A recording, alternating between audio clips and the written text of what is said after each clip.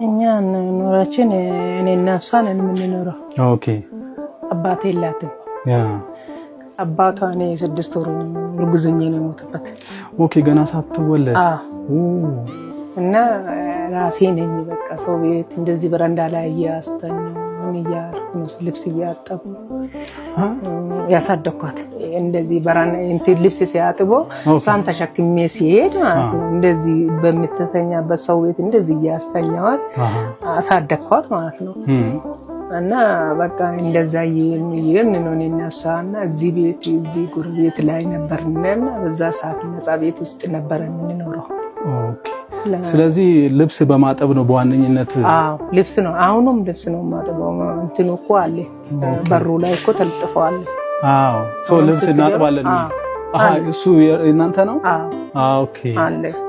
ከዛ እሱ ነው የሚሰራ። ስለዚህ እሱ ስለሚሰራ እሷንም እየተማረች የሆነ ቦታ ላይ ጎበዝ ናት፣ ታግዘኛለች፣ ታስብልኛለች በጣም ማለት ነው። በጣም ታስብልኛለች።